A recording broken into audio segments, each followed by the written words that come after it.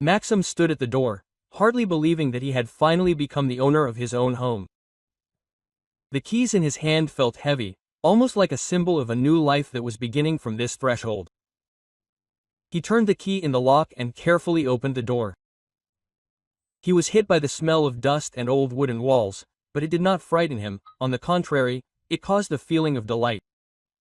The house was small, but cozy.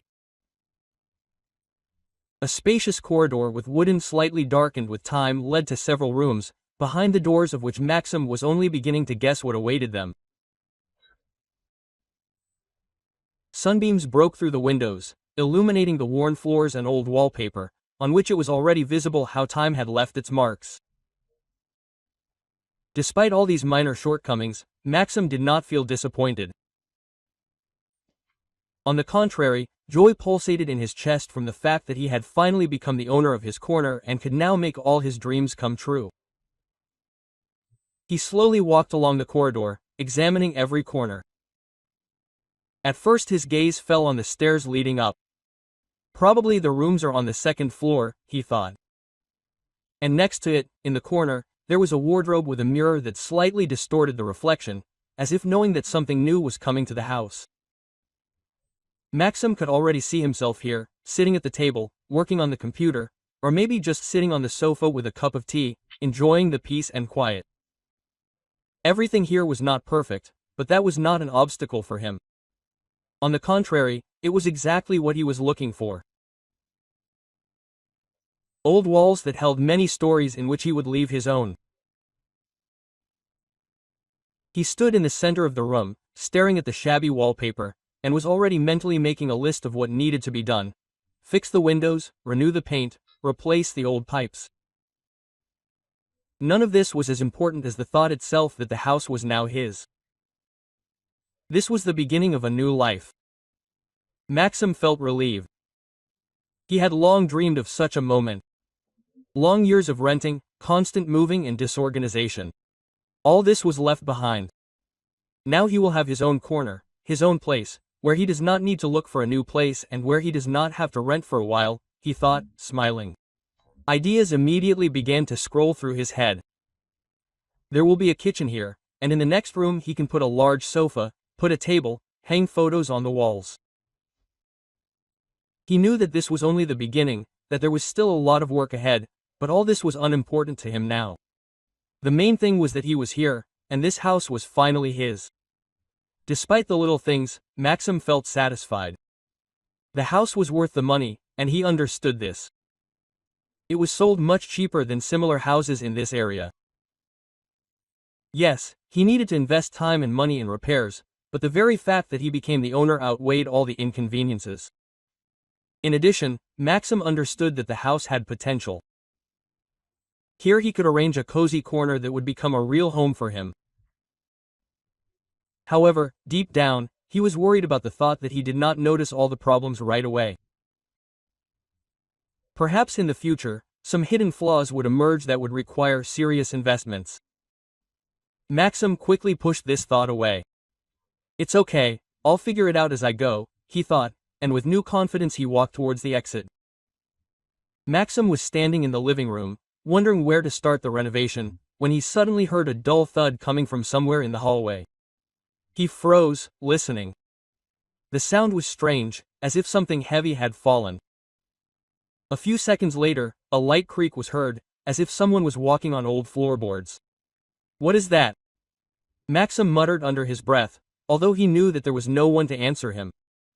He strained his ears, trying to catch new sounds, but it was quiet. Only the booming echo of his own breathing filled the empty house. Anxiety stirred inside him. Maybe rats?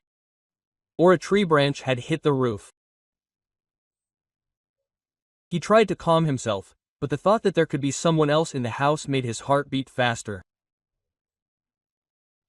Maxim moved slowly towards the corridor, trying to walk as quietly as possible. The floorboards creaked treacherously under his feet. On the way, he noticed that the door to one of the far rooms was ajar, although he was sure that he had closed it. Tensing even more, Maxim carefully pushed the door. It creaked open, and he went inside. The room was empty, except for an old wardrobe against the wall and a bed littered with trash. However, his gaze was immediately drawn to something lying on the floor next to the window. It was a large book with a tattered cover. It lay open, as if it had just been dropped. Maxim came closer and bent down. There was a title on the cover, but the letters were so worn that they were impossible to read. "Where did you come from?" he thought out loud, although he knew that there would be no answer. Picking up the book, he noticed that the window was ajar. The fresh air barely felt cool on his face.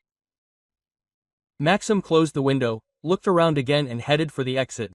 The anxiety in his chest did not go away. Could the book have fallen on its own, or was it the wind? He thought, trying to find a rational explanation. However, the feeling did not leave him that he was not alone in the house. Maxim took a few steps back along the corridor when he suddenly heard a quiet groan. It was so unexpected that he froze in place, feeling goosebumps run down his spine. His heart pounded dully in his chest. He stood, listening tensely. The groan was repeated, quiet, almost inaudible, but now he was sure that it was not his imagination. Maxim, gathering his courage, went towards the sound. It led to the far room, the same one where he had recently found the fallen book. The door was still slightly open. Carefully, trying not to betray his anxiety, he entered. A woman was sitting on the bed, which had previously seemed like just piles of old garbage. She was hunched over, barely holding on. Her thin figure was literally drowning in two big, dirty clothes. The light from the window fell on her face, revealing deep bruises under her eyes and fresh scratches on her cheeks. Her hair was tangled, and her arms were so thin that it seemed they could break from the slightest movement. The woman sat motionless, as if all her strength had already left her. "How did you end up in my house?" Maxim's voice trembled. He took a step closer, but stopped, afraid to scare her away. The woman raised her head. Her eyes, dull and empty, met his gaze for a moment. In a barely audible voice, she whispered, "Help." And at that moment her body went limp. She tried to hold on, but her strength left her, and she began to sink. Maxim rushed to her, but the bed, fortunately, softened her fall. He froze next to her, not knowing what to do. Her skin was pale, almost white, and her breathing was weak but noticeable. He put his fingers on her wrist, trying to feel her pulse. Her heart was beating, but too slowly. "Hold on, I'll call for help." Maxim was talking more to himself than to her. He felt for his phone in his pocket and dialed the ambulance number. His fingers were shaking, and his thoughts were confused. Who was she? How did she end up in the house? Why in such a state? But the most important thing now was to save her. He briefly explained the situation to the dispatcher, trying not to miss any important details. They had promised to send a team immediately. Maxim glanced at the woman. Her face seemed completely exhausted, as if the life was gradually draining out of her. How had she survived in such a state? A thought flashed through his mind. A feeling of shock, mixed with pity and anxiety, rose inside him. He felt that there was something more behind this strange incident, but now was not the time to think. Maxim stood by the window, anxiously peering into the far end of the street. He had heard the siren a couple of minutes before the ambulance stopped at his house. The sound seemed too loud for the quiet and abandoned area. He ran out into the street, waving his arms so that the paramedics would notice him faster. "She's in the house, on the second floor," said Maxim, leading them inside. Two medics quickly followed him up. A young man walked ahead. He had a medical bag in his hands. "What's wrong with her?" the paramedic asked as he walked, in a professionally restrained voice. "She was barely holding on," she said, "just help." "And lost consciousness." "She's breathing, her pulse is weak," Maxim answered, trying to speak clearly, but his voice was still shaking. They entered the room where the woman was lying. The paramedics immediately got to work, checking the pulse, shining a flashlight into each other's eyes, asking clarifying questions. Maxim, feeling superfluous, retreated to the wall, watching their actions. He understood that he had done everything he could, but the feeling of responsibility did not leave him. "Are you her relative?" asked one of the paramedics, not looking up from his work. "No," Maxim shook his head. "I haven't seen her before. I bought the house a couple of days ago, came to look at it and found her here." Quote. The medic looked up at him, clearly surprised. "So you don't know who she is or how she ended up in the house?" "Absolutely." Maxim waved his hands. "Everything was covered. I was confused myself." The paramedic chuckled and went back to his work. A few minutes later, they carefully lifted the woman on a stretcher. Her face remained just as pale and exhausted, which again caused Maxim to have an unpleasant pang in his chest. "Will you help me carry her to the car?" the paramedic asked. Of course, Maxim nodded and grabbed one end of the stretcher. When the woman was placed in the car, the medic said, "The police will most likely contact you. After all, you are the only one who found her." Quote. Maxim nodded, feeling his anxiety growing. He watched the ambulance drive away, and then slowly returned to the house. The same question was ringing in his head: who is she and what happened to her? The next day, Maxim sat at a table in the police station, looking at the stern faces of two officers opposite him. He felt uncomfortable. There was tension in the air, although the policeman spoke calmly. "So you found her in the house?" asked one of them, a short man with thick eyebrows. He looked at Maxim as if trying to unravel his thoughts. "Yes," answered Maxim, repeating the same thing for the umpteenth time. "I came to look at the house, I hear a noise, I go into the room, and there she is. In this state, I immediately called an ambulance." The policeman nodded, making notes in a notebook. The second officer, a tall man, leaned forward with a tired look. "Are you sure the house was locked?" "Absolutely." Maxim spread his hands. "I checked everything. The locks are intact, the windows are closed." "So, she could have gotten in through the attic or some other passage," the first one continued. Maxim frowned. This question was starting to irritate him. "Perhaps through the attic," he nodded, trying not to show his displeasure. "But I haven't had time to look around there yet." "Okay, we'll check." The officer raised his head from his notebook and looked at Maxim carefully. "But you understand that this is a strange situation." Maxim exhaled and tried to calm down. "Yes, I understand, but it has nothing to do with me. I just bought this house. I haven't had time to really live in it, and then this happens." The tall policeman nodded. "She didn't say anything before losing consciousness. Just one word, help. That's all." The policemen exchanged glances. The short one wrote something else down, and then asked a question that made Maxim feel a slight twinge of anxiety. "Do you have documents for the house?" "Of course. I can show you." The deal was finalized a couple of days ago. The officers exchanged glances again. The conversation went on for about 20 more minutes, and Maxim felt his patience wearing thin with each new remark. He knew he had done nothing wrong, but the very fact that he was suspected of something was irritating. "Okay, Maxim," the tall officer said at the end. "We'll get in touch if we need more information. In the meantime, stay in touch. I'm not going anywhere."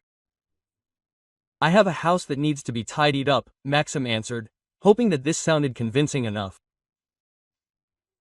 When he left the station, he felt the tension starting to subside. However, thoughts about the strange woman haunted him. How did she even get there? And who is she? Quote.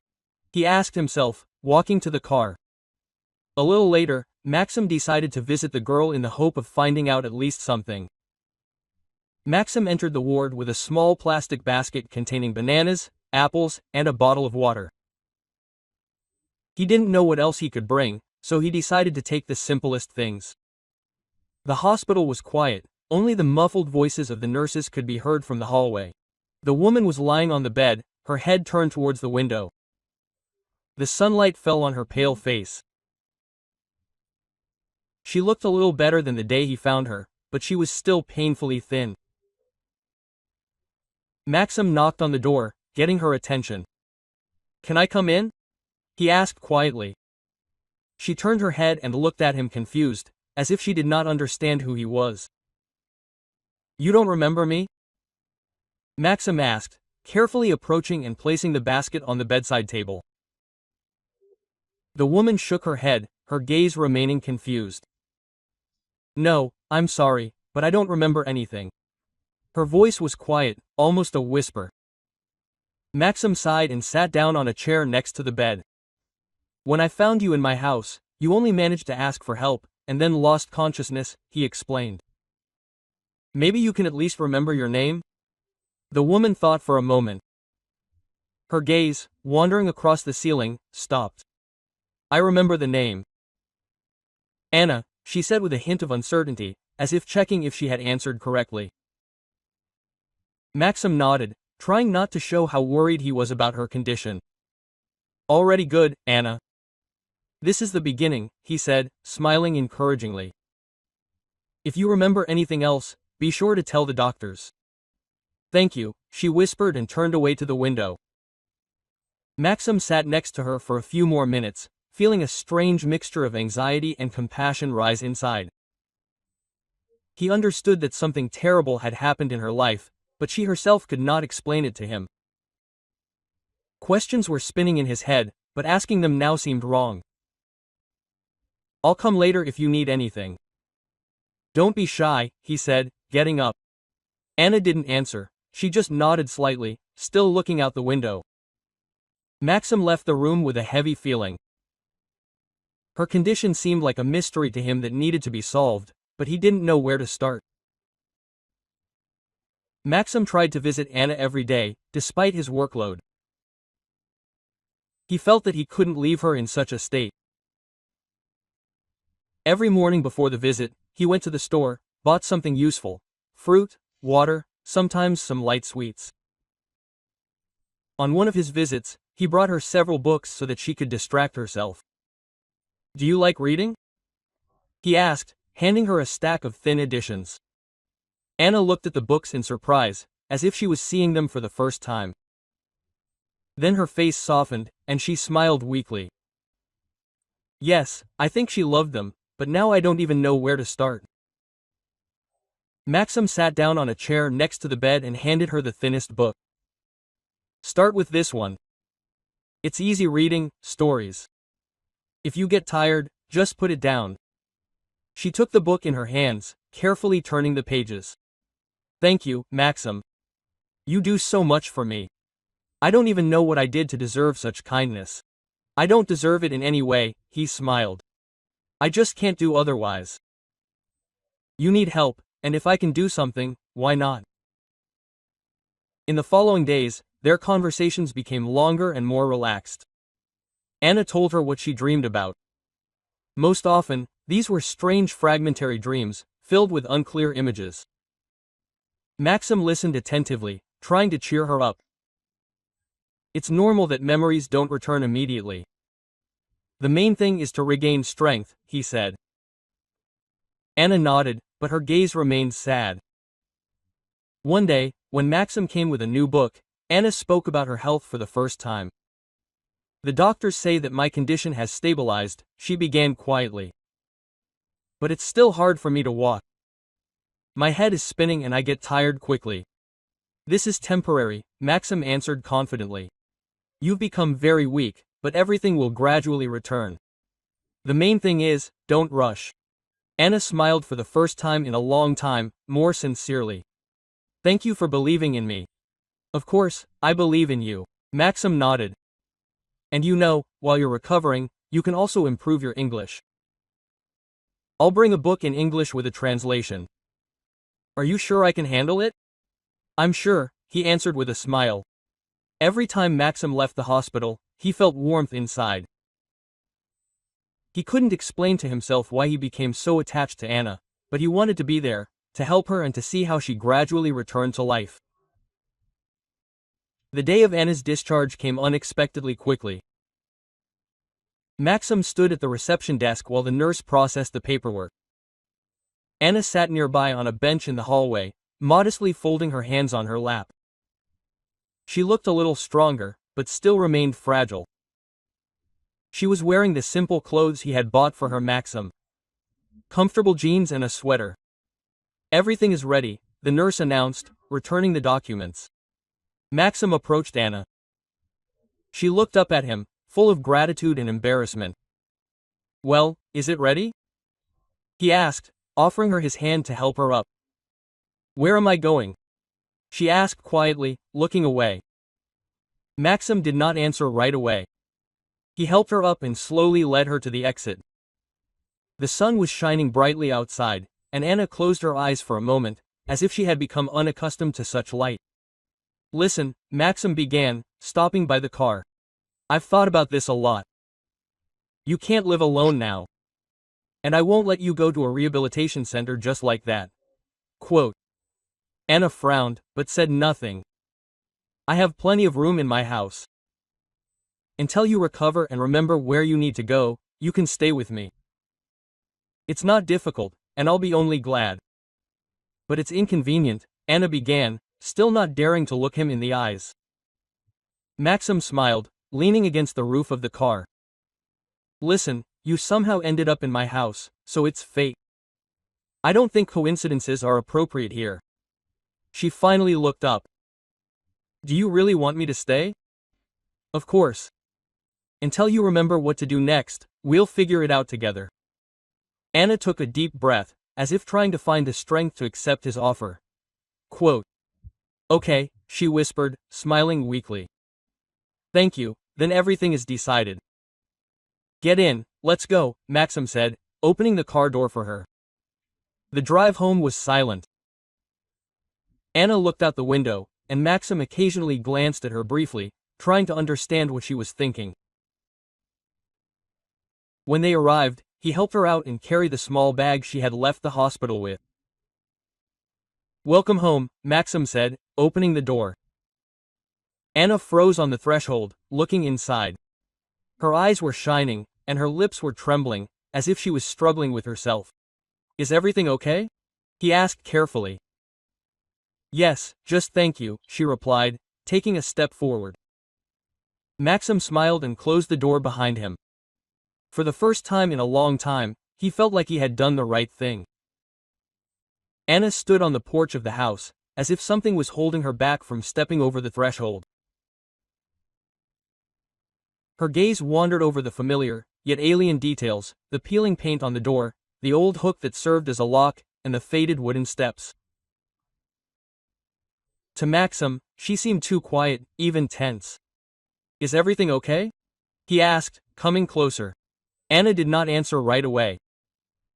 She raised her hand and ran her fingers along the doorframe, as if remembering how long ago she had touched it. I know this place, she said barely audibly. Her voice was shaking. Maxim frowned, but decided not to rush her. He was silent, watching as her shoulders began to shake. Suddenly, she covered her face with her hands and cried bitterly. Tears flowed down her cheeks, leaving wet tracks. Anna, what happened? He took a step towards her, but stopped, not knowing what to do. This was once my house, she whispered through tears, lowering her hands. Maxim was confused. He looked at her, trying to understand what she meant. Your house? He asked again. Anna nodded, and then looked at the door again, as if she saw it in a completely different light. I grew up here. This was my childhood home. I spent my entire childhood here. I know this place, she spoke with increasing confidence, although her voice was still trembling. Maxim frowned, thinking. But how is this possible? I bought this house recently. It was on sale. The seller did not mention anything like that. Anna shook her head. I don't remember what happened. I don't remember how I ended up here, but now everything is starting to come together. She walked up to the porch, bent down and pointed to one of the lower corners. There was a door, a small door into the cellar. It led inside. Maxim looked at the indicated place. There really was some kind of crack, but it was overgrown with grass and was barely noticeable. A door, are you sure? He asked cautiously. Anna nodded. It was always there. It was my father's secret. He made it for safety, so that he could get into the house if something happened. Maxim crouched down to take a closer look. Well, if that's true, then it looks like it's been overgrown for a long time. But I can check if you want. Anna covered her face with her hands again. I just can't believe this place is still standing. Everything seems so familiar and so alien at the same time. Maxim slowly stood up and, hesitantly placing his hand on her shoulder, said, Maybe it's not just by chance that you ended up here. Let's figure it out. Everything in order. Anna nodded without raising her head. She took a deep breath, trying to calm down, but the tears were still flowing. Maxim felt sorry for her. He understood that something much more complicated was unfolding before him than he could imagine, but he was ready to help her. Maxim sat at the kitchen table, watching Anna slowly twirl a lock of hair around her finger. She looked focused, but emotions were clearly raging inside her. Finally, she took a deep breath and looked up. Quote, I remember more and more, she began. Her voice was quiet but firm. This house, it was my home. I lived here with my parents. Then he came to me. Maxim nodded without interrupting, although inside he was all aching. My husband and I, with Victor. Anna fell silent, clearly struggling with the overwhelming feelings, but then she continued. We lived in his apartment for a long time. I left this house as a memory of my parents. It was dear to me. I couldn't sell it. I tried to forget it, but now it all comes back, Anna began without looking up. At first everything was fine. Victor seemed caring, confident. We lived in his apartment, and this house remained something sacred to me.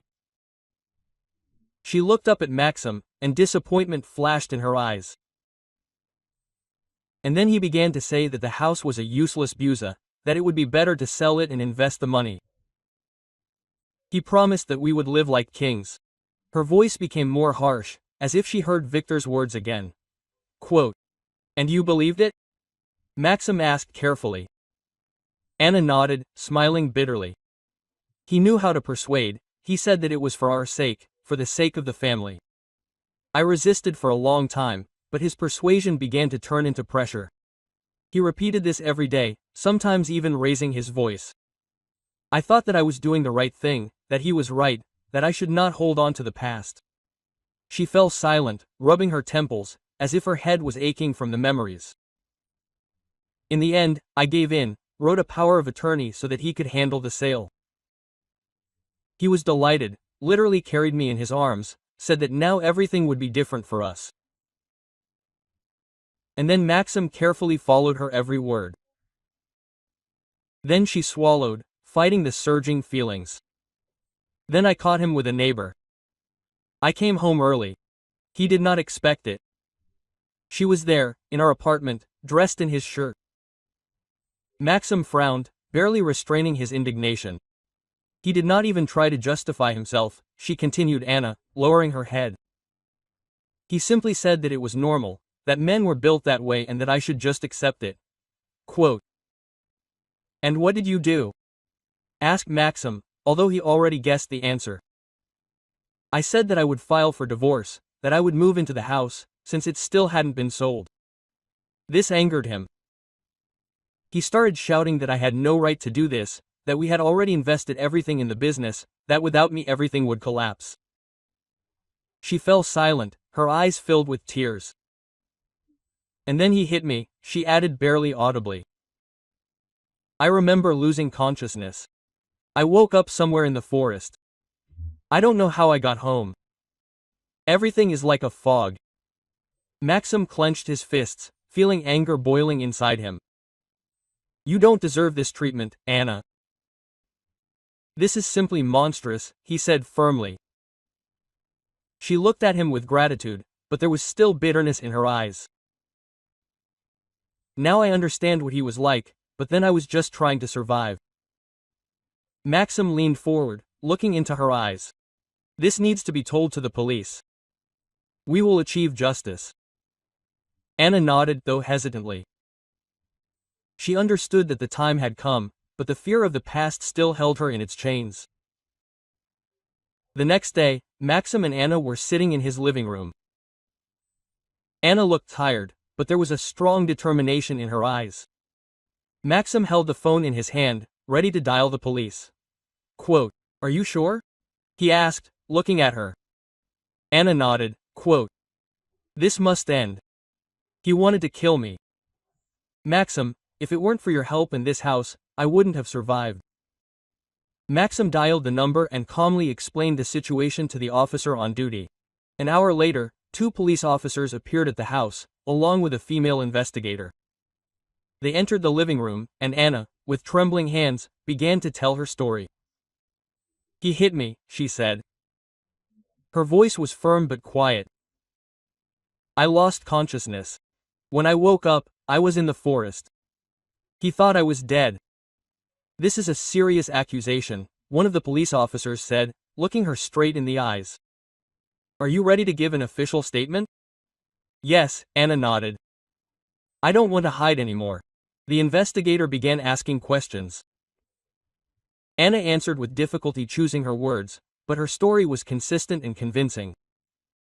Maxim sat next to her, restraining the desire to intervene when he saw how difficult some moments were for her. Quote, "We will find out," the police officer assured her at the end. "If everything is confirmed, Victor faces serious punishment." The next day, the police detained Victor near his office. Anna learned about this from a call from the investigator. Her hands were shaking slightly when she heard the news, but there was noticeable relief in her eyes. "He won't be able to hurt you anymore," Maxim said, putting his hand on her shoulder. Anna nodded. "I feel better." "Thank you, Maxim. It's not just my merit. It's your determination. You're stronger than you think." 5.2 Divorce and division of property. Several weeks passed. Anna began the divorce process, and this time she was determined to see it through. She sat at the table in the lawyer's office, listening carefully to the recommendations. Quote, "You have the right to half of the property, including financial assets," the lawyer explained, leafing through the documents. "I just want justice," Anna answered firmly. "He ruined my life, but I won't let him take what's mine." Quote. Maxim was waiting for her in the hallway. When she came out, he smiled. "Well, how did it go?" "We started the process. It won't be easy, but I'm ready to fight," she replied. "You deserve justice," Maxim said, looking into her eyes. "And I'll be there if you need me." Anna smiled. "Thank you. I couldn't have done it without you." The division of property took several months. The court hearings exhausted Anna, but she returned home each time with the feeling that she was doing the right thing. In the end, she managed to defend her share. "Now you have everything you deserve," Maxim said as they celebrated their victory over a cup of tea. "Yes, but the main thing is that I'm finally free," Anna answered, her voice sounding firm. This victory became a symbol of the beginning of a new life for her, where she would no longer be afraid of her past.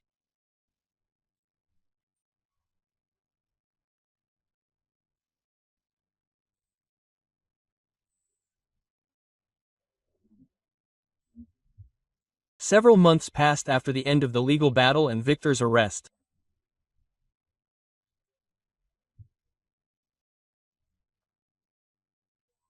Anna's life gradually began to improve, and Maxim was always there, supporting her. Together they decided that the old house, despite its importance to Anna's past, was no longer suitable for a new life. One evening, sitting at the kitchen table, Maxim suggested, "You know, Anna, I was thinking, maybe it's time to look for something new. This house was an important part of your life, but maybe we should start with a clean slate." Quote. Anna looked thoughtfully at the cup of tea in her hands, then looked up at him and smiled softly. "You're right. This house was my salvation, but it holds too many memories. Maybe it really is time to move on." Soon they began looking for a new house. It became something of a shared adventure for them. They went to viewings, discussed the pros and cons of each option, laughed when they came across options that were too strange or unsuitable. Quote, "This is definitely not for us," said Maxim, pointing to a house with pink walls and a bright green roof. Anna laughed. Yes, too eccentric. Finally, they found what they were looking for. A small, cozy house in a quiet area. It was new, but still needed some work, which only made them happy. This was their chance to create something of their own from scratch. When they moved in, Anna looked over the new house for a long time, touched the walls, looked into every room. There was a smile on her face that Maxim had not seen for a long time. Quote, "This is our home now," she said quietly, turning to him. "Yes, ours," Maxim confirmed, smiling. They arranged the rooms together, choosing furniture and little things for the interior. Maxim often joked that Anna had a special taste, turning simple rooms into cozy corners. She laughed in response, saying that it was thanks to his patience. One evening, when they were sitting in the new living room, enjoying the warmth of the fireplace, Anna suddenly said, "Maxim, I never thought that I would be able to feel at home again, but here with you I am happy." Maxim took her hand. "We are starting from scratch, Anna, this house is just the beginning.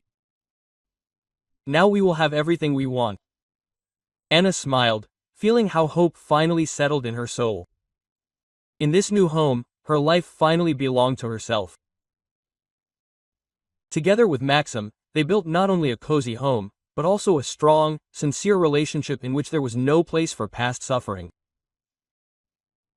Now a future full of light and joy awaited them. The evening turned out to be warm and calm.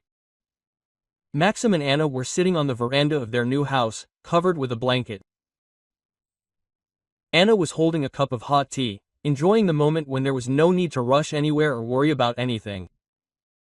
Maxim, as always, was sitting nearby, leisurely leafing through a book. "You know, sometimes I think," Anna began quietly, looking at the sunset. "Fate brought us together for a reason." Maxim tore his gaze away from the page and looked at her. "Why do you think so?" She took a small sip of tea, shaking her head thoughtfully. "Too many coincidences. If I hadn't ended up in this house, if you hadn't found me, everything could have been different." Maxim smiled, "Perhaps. But I think it's not just fate. It's your strength. You went through all this, didn't break down, found the strength to fight." Anna sighed. Her gaze wandered somewhere on the horizon. "But at that moment, I didn't feel strong. I just walked forward, not knowing what awaited me." Maxim gently took her hand. "That's strength, Anna. You didn't give up. Even when everything seemed hopeless." She looked at him, and a warm feeling of gratitude lit up her eyes. "You didn't give up either. You could have just closed the door and left, but instead you stayed. Thank you for this, Maxim. You don't need to thank me. I did what I had to. Sometimes life gives us a chance to help someone, and it's important not to miss it." Anna smiled, resting her head on his shoulder. "You're right, but you know what helps me cope now. What about us? I know that there is a person next to me who will always support me." Maxim looked at her. His voice became softer. "It's mutual, Anna. We've been through a lot, and now I'm sure that together we can cope with any difficulties." The next morning began with bright sunshine and birds singing. Anna stood by the window, looking out at the sun-drenched yard. Maxim came up to her from behind, put his arm around her shoulders and gently kissed the top of her head. "What are you thinking about?" he asked. "About the future," she answered, smiling. "What are our plans?" He picked up. Anna turned to him and playfully bowed her head. "Well, for starters, I want to plant a garden. I've always dreamed of it, but before it never worked out." Maxim laughed. "The garden is serious, but you know, I'm ready to help." "Then this is our first project," Anna said confidently. And then? And then Anna thought for a moment, then added with a smile. We'll see. The main thing is that we continue to move forward. Maxim nodded. Together we can handle everything. The day passed in bustle. Together they began to plan where the flowers would be, and where the vegetables. Anna, as always, enthusiastically took on the details, and Maxim willingly helped, laughing at her passion. When the sun began to set, they found themselves on the veranda again, looking at the lights turning on in their new neighborhood. We did it, Anna said quietly, squeezing his hand. Yes, and now everything will only get better, Maxim answered firmly. She looked at him, happiness shining in her eyes. You know, I finally feel free from the past and ready to move forward. This is the most important thing, he said, hugging her. In the silence of the new house, filled with light and warmth, they felt that the best was waiting for them ahead. This was a new chapter that they began to write together without fear and doubt. Thank you for listening to the story. Sorry for the mistakes. Write in the comments what you think. If you liked it, subscribe to the channel.